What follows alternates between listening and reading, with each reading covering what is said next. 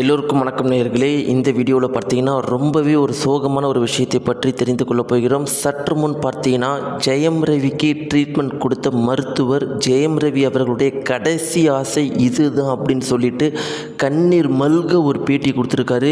இது இன்றைக்கி சமூக வலைத்தளங்கள் முழுக்கவே பரவி ஒவ்வொருத்தரையுமே நம்முடைய தமிழகத்தில் இருக்கிற ஒவ்வொருத்தருமே கண்கள் கலங்க வைத்திருக்குது. ஏன்னா அந்த மருத்துவர் சொன்ன விஷயம் அப்படிப்பட்ட விஷயம். ஜெயம் ரவி அவர்கள் இப்படிப்பட்ட ஒரு இடத்துல இருந்தும் தன்னுடைய கடைசி ஆசையாக இதை தானே சொல்லியிருக்காரு. இதை கூட நிறைவேற்ற முடியாமல் அவருடைய வாழ்க்கை இருக்குதுன்னு சொல்லிட்டு ஒவ்வொருத்தருமே கண்கள் கலங்கியிருக்கிறாங்க.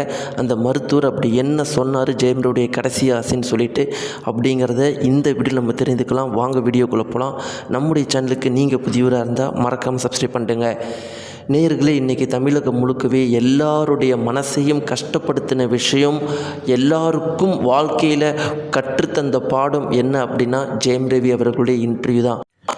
என்ன பாடம் அப்படின்னு பார்த்தீங்கன்னா, வாழ்க்கையில் எவ்வளோ பணம் இருந்தாலும் ரொம்பவே முக்கியமானது நல்ல மனைவியை தேர்ந்தெடுக்கணும் அப்படிங்கிறது ரொம்பவே முக்கியம். நல்ல மனைவி தேர்ந்தெடுக்கிறது மட்டும்தான் ரொம்ப முக்கியம். அந்த மனைவி கிட்ட பணம் இருக்குதோ இல்லை வேறு ஏதோ ஒரு விஷயத்துக்காக ஒரு மனைவியை தேர்ந்தெடுக்கிறத விட நல்ல குணமுள்ள ஒரு பெண்ணை தேர்ந்தெடுத்தால் மட்டும்தான் வாழ்க்கை நல்லா இருக்கும் அப்படிங்கிறது தெரிய வருது. ஏன்னா ஜெயம் ரவி அவர்கள் அவ்வளோ நல்லவர்.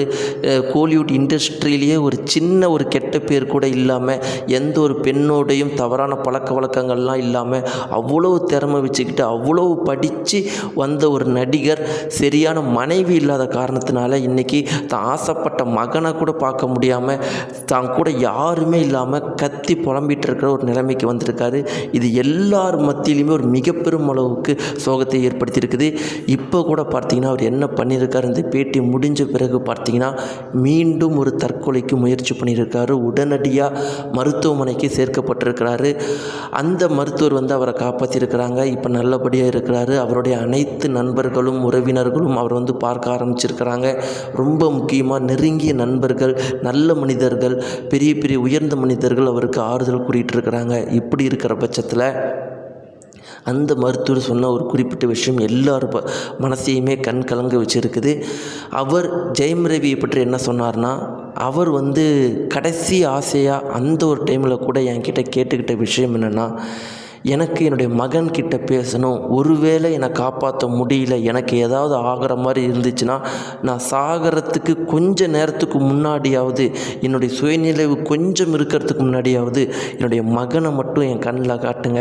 அவன்கிட்ட ஒரு 2 வார்த்தை நான் பேசிக்கிறேன், அவன் குரலை மட்டும் நான் கேட்டுக்கிறேன், அவன் என்னை அப்பான்னு கூப்பிட்றத நான் காது கொடுத்து கேட்கணும். எனக்கு அதை தவிர வேறு எதுவும் வேண்டான்னு சொல்லிட்டு என்கிட்ட கெஞ்சினது என்னால் இப்போ வரைக்கும் மறக்கவே முடியல. இவ்வளோ பெரிய வாழ்க்கையில் உயர்ந்த மனிதன் இந்த ஒரு சின்ன ஆசை கூட நிறைவேறாமல் கஷ்டப்படுறத பார்த்தா எனக்கு அவ்வளோ கஷ்டமாக இருக்குதுன்னு அந்த மருத்துவர் கண்கள் கலங்க பேசியிருக்கிறாரு. நேயர்களே, இந்த தகவலை பற்றி நீங்கள் என்ன நினைக்கிறீங்க? ஜெயம் ரவி அவர்கள் தான் சாகிற சுச்சுவேஷனில் கூட அவர் ஆசைப்படுறது அவருடைய மகனை பார்க்கணும், அவனுடைய குரலை கேட்கணுன்னு தான். அது கூட இப்போ வரைக்கும் அவருக்கு நிறைவேறாமல் இருக்கிறத பற்றி உங்களுடைய கருத்துக்களையும், அவர் வாழ்க்கையில் இப்போ என்ன பண்ணால் இதிலேருந்து மீண்டு வருவார், அவர் வாழ்க்கையில் பண்ண ஒரே தவறு என்னன்னு நீங்கள் நினைக்கிறீங்க? இதெல்லாம் மறக்காமல் கீழே இருக்கிற கான்பாக்ஸை தெரிவிங்க. நன்றி.